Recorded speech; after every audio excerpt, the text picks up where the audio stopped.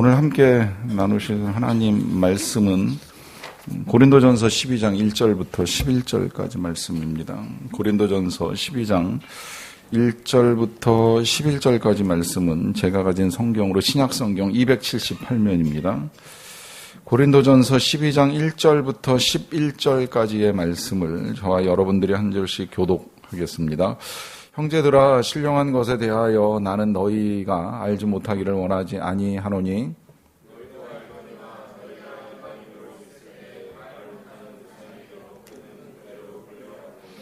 그러므로 내가 너희에게 알리노니 하나님의 영으로 말하는 자는 누구든지 예수를 저주할 자라 하지 아니하고 또 성령으로 아니하고는 누구든지 예수를 주시라 할 수 없느니라. 직분은 여러 가지나 주는 같으며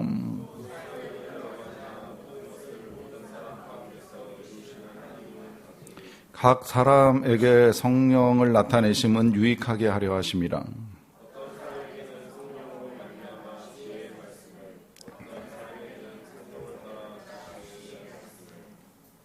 어떤 다른 사람에게는 같은 성령으로 믿음을, 어떤 사람에게는 한 성령으로 병 고치는 은사를,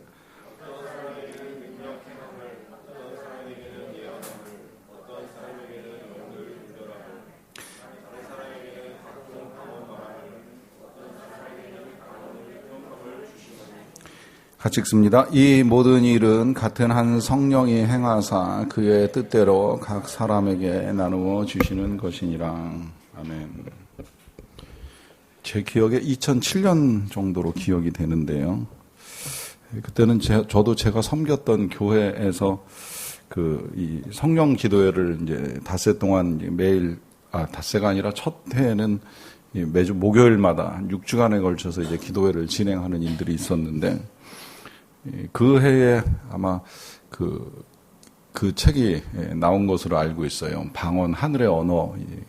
KBS 다큐 감독이셨던 김우현 집사님이 쓴 책인데, 이제 이 집사님이 방언 기도에 빠져들면서 기도를 통해서 특별한 하나님의 은혜를 이제 충분하게 경험을 하고 그 내용을 가지고 이제 책을 쓴 거예요. 방언은 하늘의 언어다.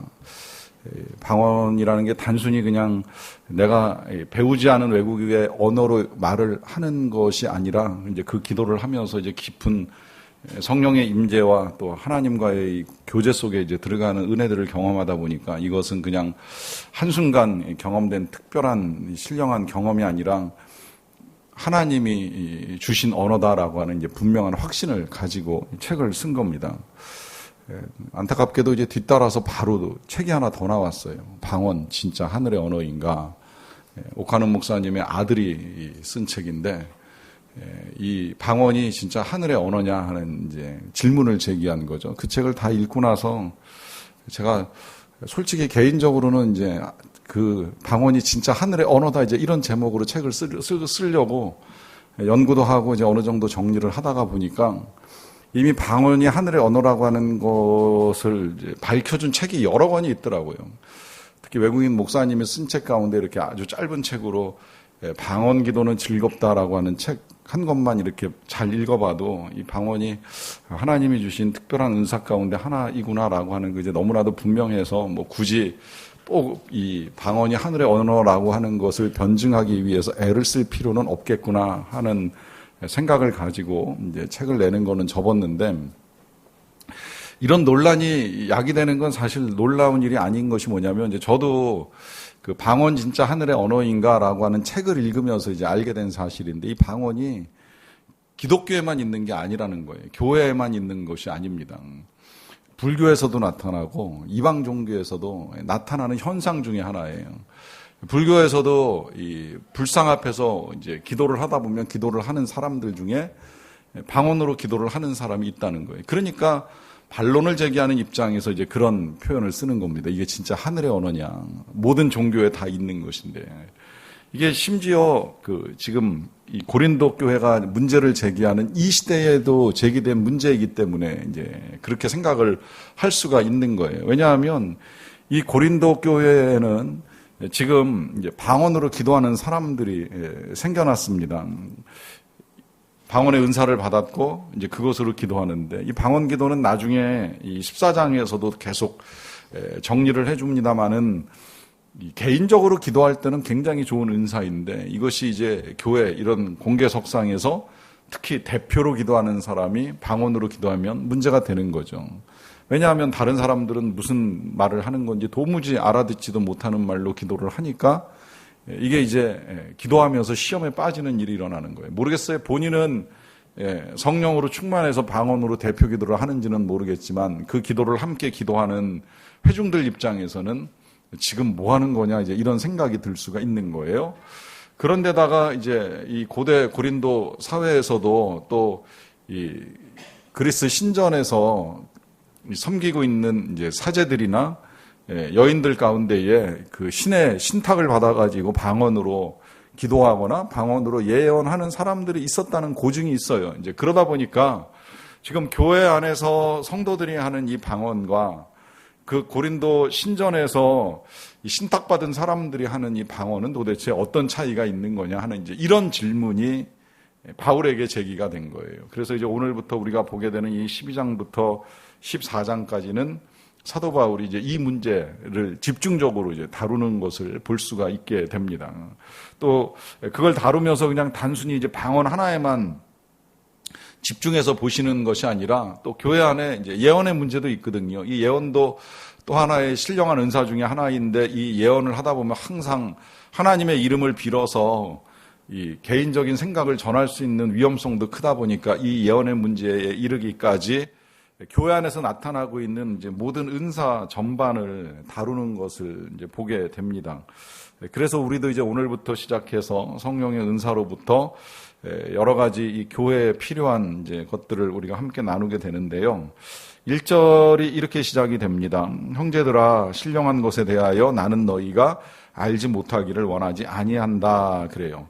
자, 여기 보시게 되면 형제들아라고 하는 요 호칭은 이제 사도 바울이 이 고린도서 쓰다가 보시면 이 가끔 한 번씩 주제를 전환할 때 이제 사용하는 호칭이잖아요. 그러니까 이제부터 또 하나의 주제가 시작이 되는 거예요. 이번 주제는 신령한 것이다라고 표현을 하는데, 이 신령하다라고 하는 표현을 사용할 때에 뭐라고 말을 하느냐면, 이 신령한 것에 대해서 나는 너희가 알지 못하기를 원하지 아니한다 그래요. 자, 이중부정 나왔죠? 이중부정 나오면 강한 긍정이고 뭘 원하는 거예요? 너희가 신령한 것을 알았으면 좋겠다라고 말하는 겁니다.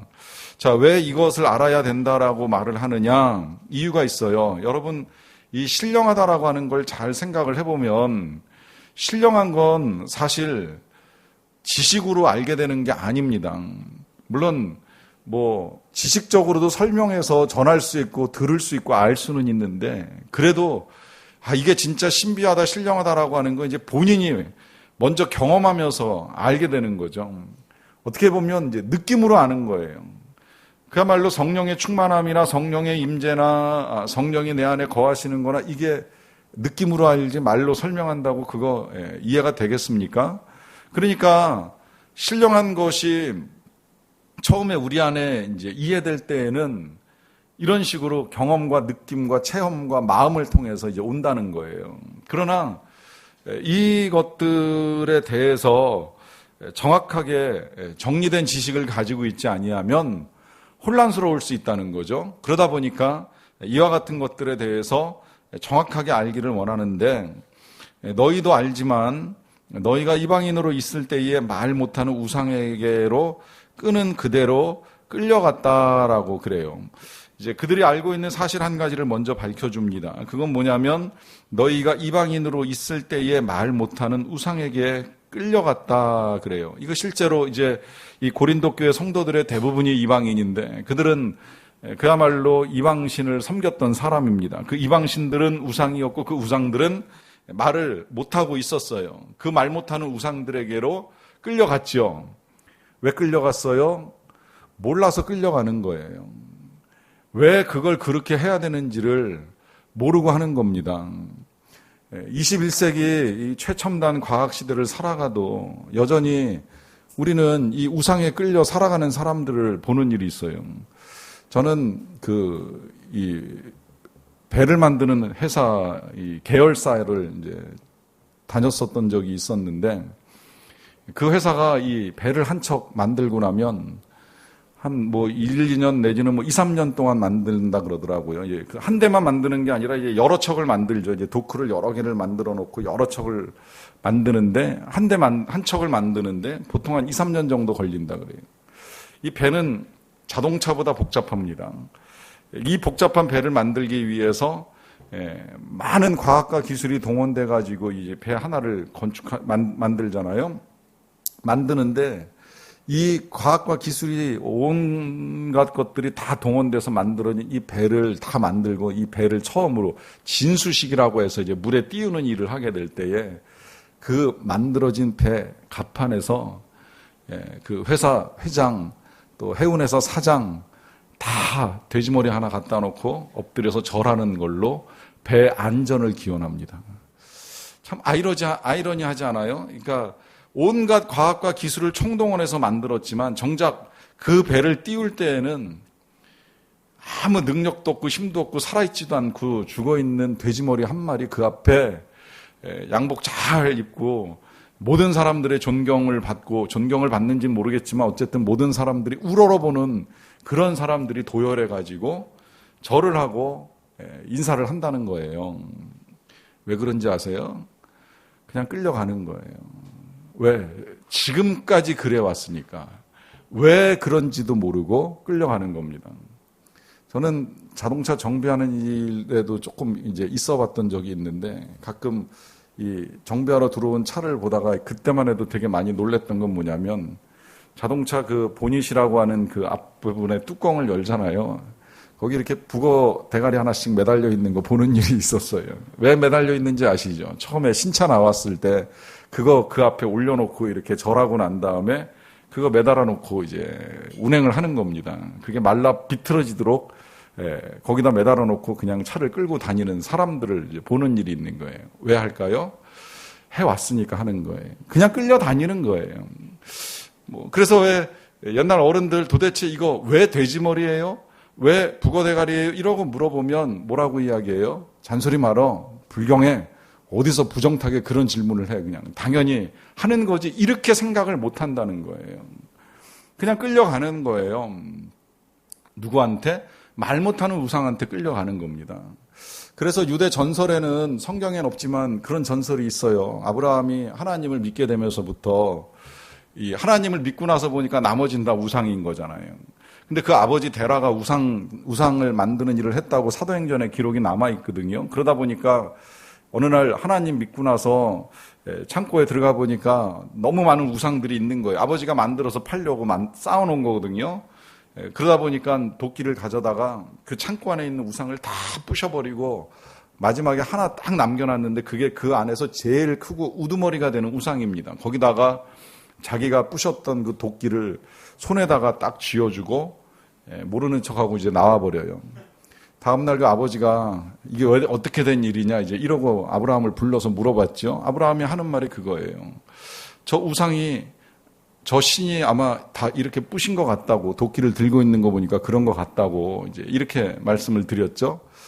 야, 이 녀석아, 어떻게 저것이 이것들을 다 부실 수 있단 말이냐 이제 이렇게 말을 하자.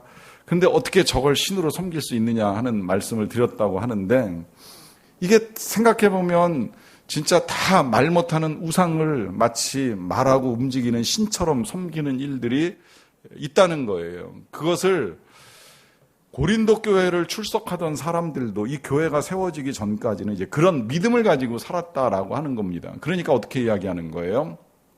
신령한 것에 대해서 정확하게 알아야 된다는 거예요. 그 모르기를 원치 않는다라고 말씀하시는 겁니다.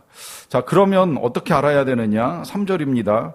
그러므로 내가 너희에게 알리노니 하나님의 영으로 말하는 자는 누구든지 예수를 저주할 자라 하지 아니하고 또 성령으로 아니하고는 누구든지 예수를 주시라 할 수 없느니라 그래요. 자, 오늘 하루죠. 사실 성령의 은사는 이제 오늘 하루에 끝나는데, 이 성령의 은사를 배울 때에 성령의 은혜와 은사로 제가 이제 나누었어요. 비슷한 것 같지만 이제 조금 다릅니다. 비슷하다고 말씀을 드리는 건 은혜가 됐건 은사가 되었건 다 성령께서 주시는 거예요. 우리가 이걸 받을 수 있는 방법이 없어요. 주셔야지 받아요. 뭐 꼭 굳이 방법을 찾자면 그래도 기도할 때에 성령이 임하시는 역사가 성경에 제일 많이 나타났으니까 기도하는 게 제일 좋다라고 한다면 그럴 수 있는데 어쨌든 어떤 대가나 조건으로 주시는 건 아니기 때문에 이것이 조건 없이 받는 것이다라고 하는 데 있어서는 은혜나 은사가 똑같습니다. 그런데 조금 달라요. 어떻게 다르냐면 은혜는 보편적인데 은사는 특혜적입니다. 무슨 말이냐면 은혜는 모든 믿는 사람들에게 임하는 거저 주시는 선물이라고 해도 틀리진 않아요. 은사도 선물이고 은혜도 선물이에요. 그런데 은사는 조금 다른 것이 모든 믿는 사람들에게 똑같이 주어지는 것이 아니라 사람마다 다르게 나타난다는 거예요. 사람마다 서로 다른 은사들을 가질 수 있다는 거예요. 그래서 이제 특혜적이다, 특별하다 이제 이렇게 설명할 수 있는 것인데 뭐 묶어서는 은사도 결국은 은혜다 이렇게 볼 수도 있어요. 헬라어로는 카리스라고 표현을 하고 은사는 카리스마. 여기서 이제 우리가 소위 이야기하는 카리스마가 나온 건데 이 카리스마가 은혜로부터 비롯된 것이기 때문에 이제 은사다 이렇게 이제 해석을 하는 겁니다. 그래서 먼저 오늘 이 3절에서는 그럼 은혜는 뭐냐라고 했을 때 아주 중요한 진리가 하나 나와요. 다시 제가 읽어가면서 말씀드릴게요. 그러므로 내가 너희에게 알려준다. 하나님의 영, 다시 말하면 성령입니다. 이 성령으로 말하는 자는 누구든지 예수님을 저주할 자라 하지 않는다는 거예요. 그러니까 어떤 방언으로 기도를 하든지 그 방언이 성령으로부터 온 방언을 하는 사람이라고 하면 그 사람은 예수님이 사람이다. 예수님이 하나님의 아들이 아니다. 아니 예수님은 오히려 저주받아서 십자가에 죽은 사람이다. 이렇게 말하지 않는다는 거예요. 아니 그리고 뭐라고 말을 하느냐? 성령으로 아니하고는 누구든지 예수를 주시라 할 수 없다라고 말합니다. 결국 성령이 하시는 일은 뭐냐면 우리 예수님이 주님이시다라고 하는 사실을 알게 해주신다는 거예요. 여기서 이제 우리가 어떤 방언이든지 심지어 방언 아니라 예언까지라도 이것이 하나님께로부터 왔는지 사람에게 왔는지 심지어 귀신에게서부터 왔는지를 분별하는 기준이 명확하게 나옵니다. 그건 한 가지예요. 그 사람에게 예수를 주님으로 믿는 믿음의 고백이 있느냐라고 하는 겁니다. 이게 분별의 기준이 되는 거예요. 그러니까 방언한다 하는 이 자체가 잘 됐냐 잘못된 것이냐를 따질 일이 아니라 그 방언하는 사람이 예수를 주님으로 고백하고 있느냐 아니냐 하는 것을 보면 되는 겁니다. 이게 심지어 그 은사를 가진 사람만 분별하는 기준이 아니라 이단을 분별하는 기준도 여기서부터 출발을 하는 거예요. 예수님을 주로 믿느냐 아니 믿느냐라고 하는 것이 나옵니다. 물론 이제 이게 이단이 말 그대로 이 끝이 다른 거여가지고 끝에를 살짝 비틀어서 예수를 믿는 걸 똑같이 표현하고 고백을 하는 일은 있어요. 그런데 조금 잘 들여다보면 예수님보다 그 교회 담임이나 교주가 훨씬 높아집니다. 알게 모르게 굉장히 높입니다. 그 높은 걸 은근히 가리고 숨깁니다. 그래가지고 결국은 사람들을 미혹하는 결과들을 가져오게 되는데 그래서 이제 이단인 게 분명하게 드러나는 거죠. 그러니까 결국 분별의 기준은 이 방언하는 사람, 예언하는 사람이 예수를 주로 시인하느냐, 시인하지 않느냐. 또 예수를 저주할 자라고 말하지 않느냐, 말하느냐, 이제 이것으로 볼 수 있다는 거예요. 그리고 더 나아가서 이게 지금 우리에게 있어서 더 중요한 건 뭐냐면 우리가 성령을 받았느냐, 성령과 함께하느냐에 대한 기준도 이걸로 나오는 거예요. 여러분, 성령은 방언한다고 해서 성령 받았고 방언 못한다고 해서 성령 못 받은 거 아니에요. 뭐 은사가 나타난다라고 해서 성령 받았고 은사가 없다고 해서 성령 못 받은 게 아니에요. 우리가 예수님이 진짜 나의 주님이십니다. 나의 왕이십니다. 고백하면 성령으로 말미암아 고백하는 것이기 때문에 성령 받은 거예요.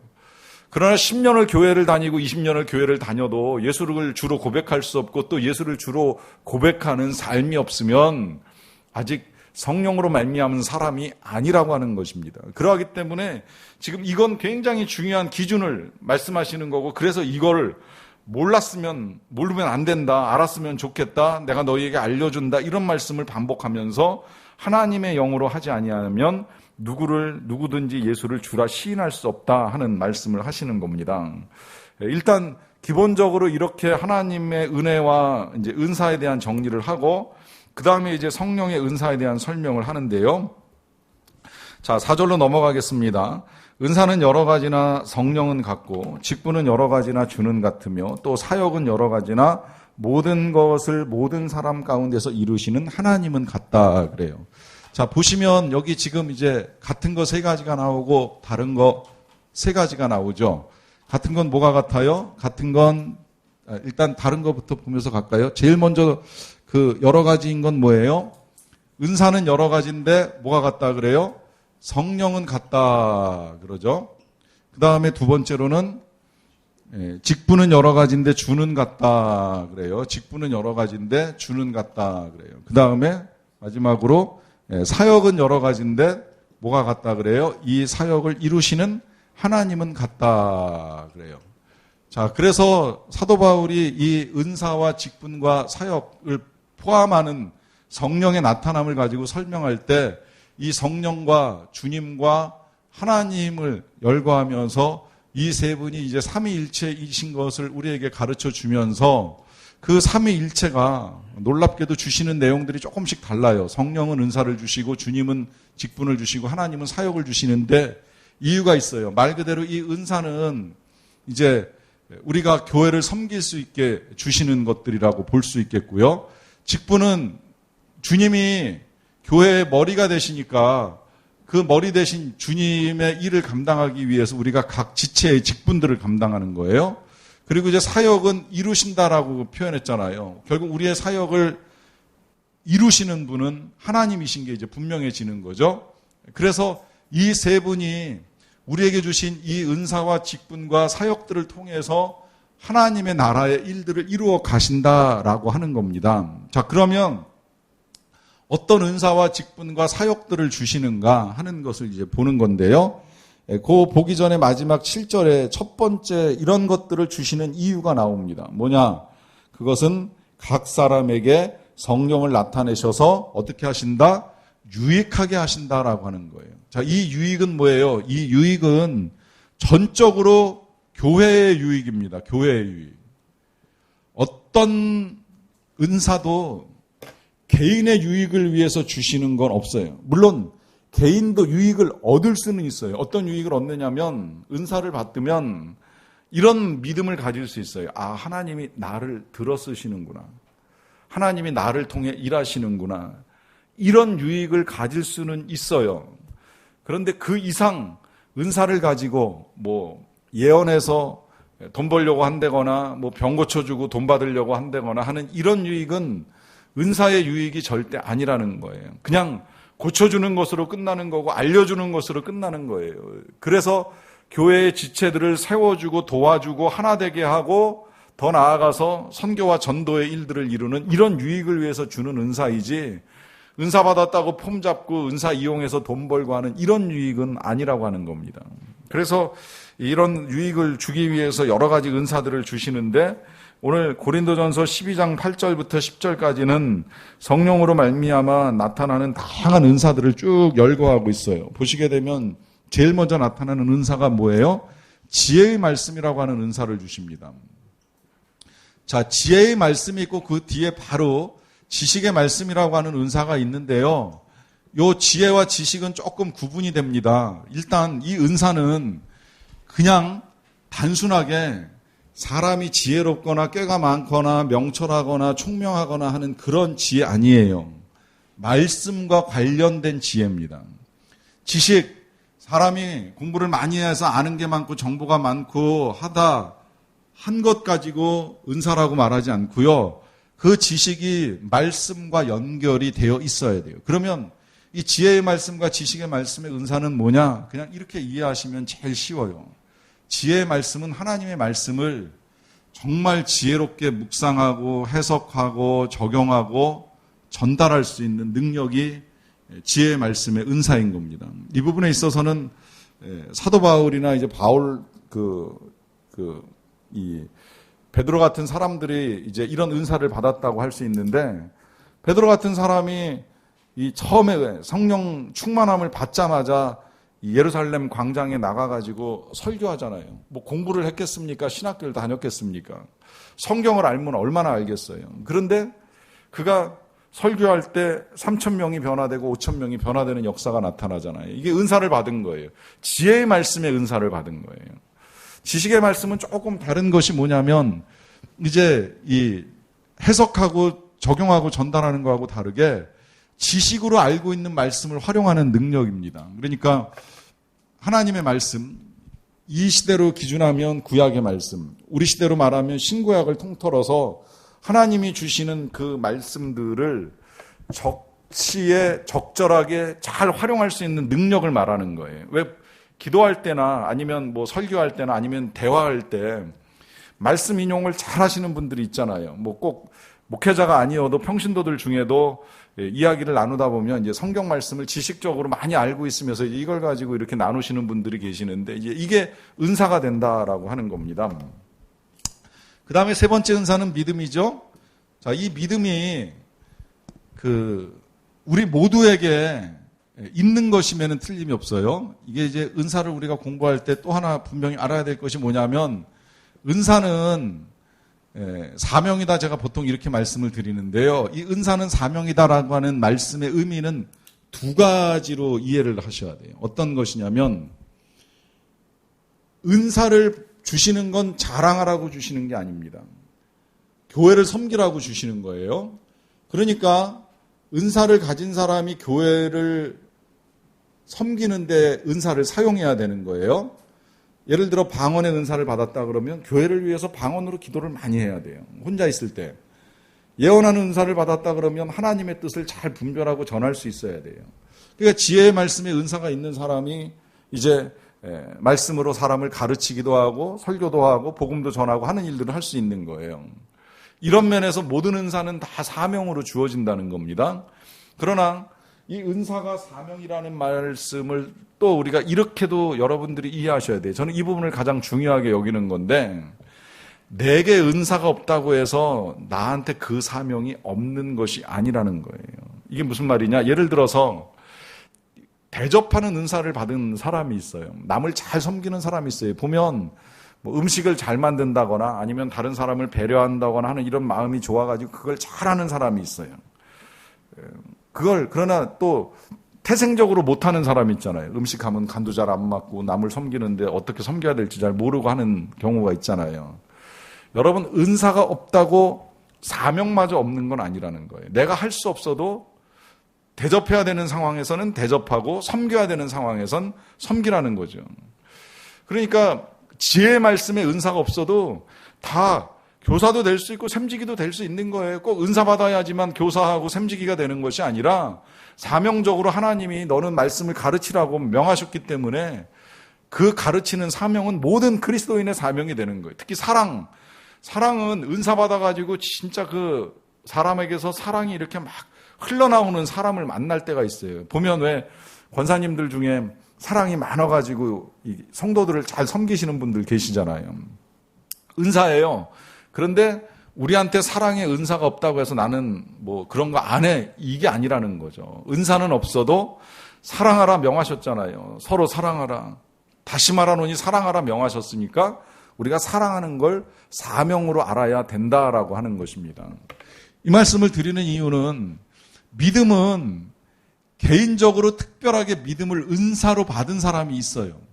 그러나 모든 사람이 다 믿음은 가지고 있어야 되잖아요. 왜? 믿는 자마다 멸망치 않고 영생을 주신다고 하셨으니까 우리가 다 믿음을 가져야 됩니다. 그런데 우리는 예수님을 주님으로 믿고 예수님의 십자가를 믿고 예수님의 고난과 은혜를 믿지만 특별한 믿음을 가지고 있으면서 믿음으로 놀라운 일들을 선포하는 사람들이 있어요. 그게 우리 예수님이 산을 옮길 만한 믿음이라고까지 표현을 했잖아요. 그 예를 성경에서 들자면 백부장 같은 사람이에요. 예수님이 가시겠다고 하니까 안 오셔도 됩니다. 그냥 여기서 말씀하시면 우리 집에서 치유의 역사가 나타날 겁니다. 또 그 수로보니게 여인 같은 경우에는 예수님이 나는 이방인에게 줄 떡이 없다 이렇게 말씀하시니까 그래도 부스럭이라도 달라고 그러면 내 딸이 살겠나이다 믿음으로 고백하잖아요. 이게 은사인 거예요, 이게. 그래서 이런 은사를 가지고 살 수 있다라고 하는 겁니다. 그 다음에 병 고침의 은사가 있죠. 뭐 이건 설명할 필요가 없는 거고. 그 다음에 능력을 행하는 건 병 고치는 거 이외에 우리 예수님의 능력으로 보면 오병이어나 아니면 무리를 걷는다거나 아니면 귀신을 쫓아낸다거나 축사라고 표현하는데 축사한다거나 아니면 뭐 죽은 사람을 살려낸다거나 하는 어떤 능력이라도 다 은사가 될 수 있죠.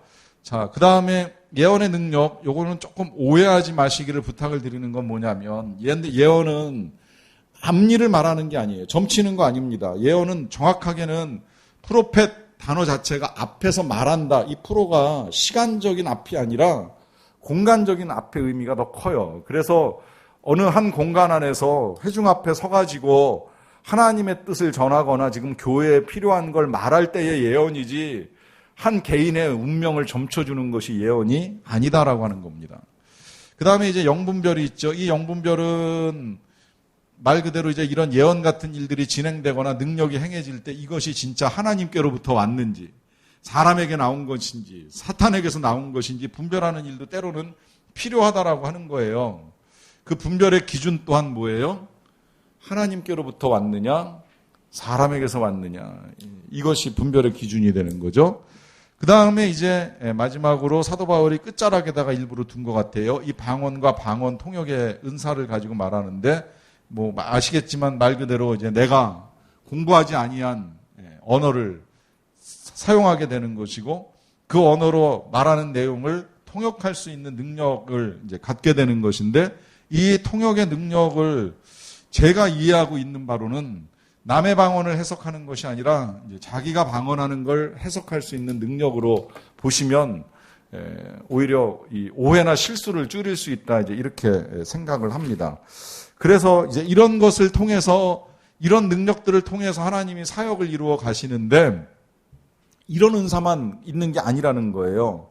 거기 제가 그래서 로마서 12장 6절부터 8절까지의 은사들을 더 말씀을 드렸는데 여기 보시면 이제 그 우리에게 주신 은혜대로 받은 은사가 각각 다르다라고 말하잖아요. 그러면서 여기 열거하는 건 뭐냐면 예언하는 일이 있고요. 이 예언하는 자는 어떻게 하라 그래요? 믿음의 분수대로 하라 그랬어요. 자, 그 다음에 두 번째는 뭐예요? 두 번째는 섬기는 일이면 섬기는 일로. 여러분들이 불러주셔도 좋을 것 같아요. 섬기는 사람은 섬기는 일로. 그 다음에 세 번째는 뭐예요? 가르치는 자는 가르치는 일로. 마찬가지로 똑같이 가르침으로 하라고 하셨죠. 그 다음에 네 번째는 위로하는 자는 위로하는 일로 하는 거죠. 그 다음에 다섯 번째로 구제하는 자는 성실함으로 하라 그러죠. 그 다음에 다스리는 자는 부지런함으로, 그 다음에 다스리는 자는 부지런함으로 하고 마지막으로 긍휼을 베푸는 자는 즐거움으로 하라 그래요. 자, 여기 지금 은사들이 또 나왔어요. 7가지가 더 나왔는데 이 은사들 중에 이제 이 예언은 뭐 겹치기도 하지만 이제 나머지 것들은 크게 겹치는 게 없는데 도대체 이거는 이 은사들하고 어떻게 다르냐라고 했을 때 이 은사에 대해서 이제 홍성건 목사님은 성령으로 행하는 사람이라는 책에서 이걸 다시 재정리해서 설명해 줄 때 이 은사를 동기적 은사다 이렇게 이제 해석을 해 놓으셨어요. 동기적 은사다라고 하는 건 다시 말씀을 드리면 우리가 이런 일들을 할 수 있어야 된다라고 하는 겁니다. 그러니까 이런 은사들이 교회에 나타나야 된다는 거예요. 생각해보면 이게 진짜 다 교회에 필요한 거예요. 교회에 하나님의 말씀의 선포도 있어야 되고 섬기는 일도 있어야 되고 가르치는 일도 있어야 되고 위로와 구제와 다스림과 긍휼이 있어야 된다는 거예요. 그렇게 보면 지금 여기 열거하고 있는 이 7가지는 은사가 아니라 이제 이러한 일들을 행하기 위해서 이와 같은 동기를 행하기 위해서 취하는 우리의 태도, 우리의 자세를 가르쳐 주는 거예요. 어떤 자세로 해야 되느냐. 예언하려면 믿음을 가지고 확신 있게 해야 되고 섬기고 가르치는 건 뭐 당연히 그냥 그 자체로 하면 되는 것인데 구제가 성실해야 된다는 건 정말 기가 막힌 사도 바울의 가르침입니다. 왜? 구제하는 사람이 성실하지 않으면요. 구제 받는 사람이 배고플 때가 있어요. 때를 놓치면, 시기를 놓치면 힘들어져요. 다스리는 사람이 부지런히 하지 못하면 어떻게 돼요? 다스림을 받는 사람이 고통에 빠지는 일도 일어납니다. 긍휼하는 사람이, 긍휼을 베푸는 사람이 즐거워야 된다. 이거 즐거움으로 안 하면 어떻게 돼요? 긍휼은 굉장히 좋은 사역인데, 어려운 사람을 도와주고 세워주는 사역인데, 이걸 즐거움으로 안 하면, 마지못해서 하게 되면 이 일 자체가 덕이 안 된다는 거예요. 그야말로 유익이 안 되는 거죠. 그러니까 자세를 가르쳐 주는데 중요한 건 이제 이런 동기적인 은사가 있고요. 그 다음에 이제 직분이 에베소서 4장 11절에서 나옵니다. 어떻게 나와요? 선지자가 나오고, 그 다음에 또 뭐가 있어요? 사도가 나오죠. 그 다음에 복음 전하는 자인가요? 복음 전하는 자가 있고, 그 다음에 목사와 교사가 있죠. 자, 요 직분, 지금하고 조금 다르기는 해요. 근데 기왕에 성경에 나왔으니까 이제 혼동하시지 않게 그냥 간단하게 설명을 드리면, 뭐 선지자는 말 그대로 이제 예언하는 일을 하는 사람이니까 그대로 그냥 보시면 되고요. 사도는 원래 제일 이해하기 쉬운 해석은 교회 개척자입니다. 교회를 세우는 사람입니다. 제일 처음에 12제자가 세우고, 사도 바울이 이제 그 사도의 역할을 감당하잖아요. 그리고 그들의 제자였던 속사도들이 또 계속 다니면서 교회를 세워나가요. 복음 전하는 자는 그래서 조금 성격이 달라요. 이건 그야말로 이제 전도자이고 선교사인데요. 이때 당시 지금 에베소서가 쓰일 때의 목사는 오늘날의 목사하고는 조금 이제 다르다고 봐야 되는 것이, 이제 교회 안에서 그야말로 이제 이 어려운 사람, 긍휼을 베풀어야 되거나 구제를 받아야 되거나 위로를 받아야 되는 사람들을 돌보는 역할이 목사의 주된 사역이었어요. 근데 이제 어느 순간 교사는 말 그대로 이제 교회 안에서 가르치는 거죠. 어떤 면에서는 이 선지자도 교회 안의 전도자라 이렇게도 해석을 하기도 해요. 그러니까 복음 전하는 자는 교회 밖의 전도자고, 선지자는 교회 안의 전도자다, 이렇게도 이야기를 합니다. 그러나 교사는 또 이 교회 안에서 전도한다기보다는 교회 안에서 하나님을 더 알아야 될 사람을 이제 모아서 가르치고 양육하는 이제 이런 일을 한다고 볼 수 있겠는데요. 요런 직분은 조금 이제 시대에 따라서 변화가 일어나가지고 이제 오늘날 뭐 선지자나 사도의 역할은 많은 부분 이제 줄어들었고, 복음 전하는 자는 선교사로 남아있고, 목사, 교사 이외에 이제 교회는 장로와 권사와 이제 집사를 세우는 게 이제 일반적이었어요. 오래지 않은 우리나라 초창기 교회만 하더라도 건설하는 직책도 있었어요. 이제 성경을 전달해주는 역할을 담당하는 이제 직분으로 건설하는 직책도 있었고, 이제 이런 식으로 직분은 만들어지기도 하고 변하기도 하는데, 이거 이외에도 은사가, 그러면 여기 지금 열거하고 있는 이 21가지가 다냐 그러면 아니에요. 피터 와그너 목사님의 이 성령의 은사와 교회의 성장이라고 하는 책에 보면, 이 외에도 성경에 근거해서 우리가 이제 그분이 찾아낸 은사들을 몇 가지를 더 열거하시는 걸 볼 수가 있는데, 그 중에 이제 하나가 우리가 지난번에 왜 결혼 문제를 다룰 때 이제 보고 넘어왔던 독신의 은사, 사도 바울 같이 자기같이 독신의 은사가 없는 자는 결혼하는 게 좋다, 이제 이렇게 말씀하셔서 이제 이도 은사에 해당된다, 이렇게 보기도 하고요. 또 순교의 은사도 하나님이 허락하지 아니하시면 누구나 다 하고 싶다고 해서 할 수 있는 거 아니라 하는 거 이제 볼 수 있고요. 자원에서 궁핍해지는 은사도 은사로 봅니다. 그리고 중보기도를 은사로 보기도 해요. 누군가를 위해서 늘 기도를 열심히 하고 잘해주는 사람들, 이거 또한 은사이면서 사명이 되는 거죠. 이 외에 이제 요새 같으면 이제 행정도 은사로 보고, 헌금하는 은사도 말을 합니다. 헌금을 은사로 보는 건 성경에서 이제 재산을 팔아가지고 하나님께 바친 바나바 같은 사람을 통해서 이 재물을 드리는 일을 통해서 교회를 세워나가고 하는 일들이 이루어지기 때문에 이제 이도 은사로 보고 말씀하시는 일이 있어요.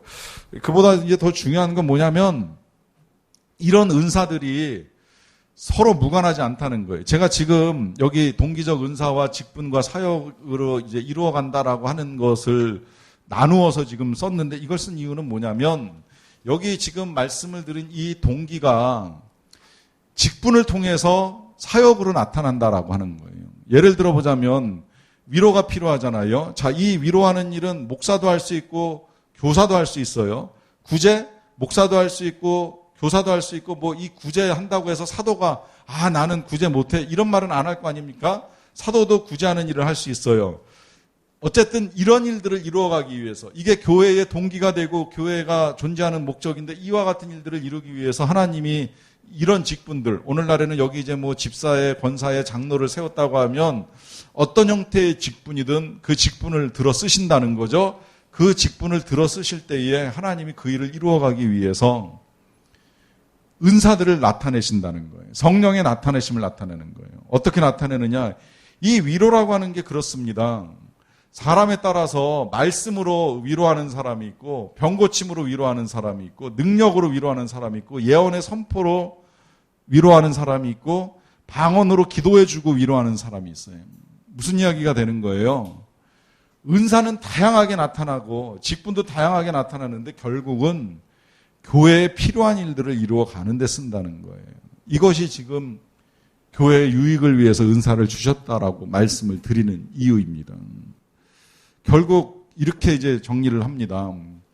어떤 은사이든지 어떤 직분이든지 어떤 사역이든지 결국은 다 교회를 위해서, 서로를 위해서, 더 나아가서는 교회가 전도하고 교회가 선교하는 일을 위해서 하나님이 주시고 삼위일체 하나님이 주셔서 그 은사를 가지고 하나님이 일을 해 가신다는 거예요.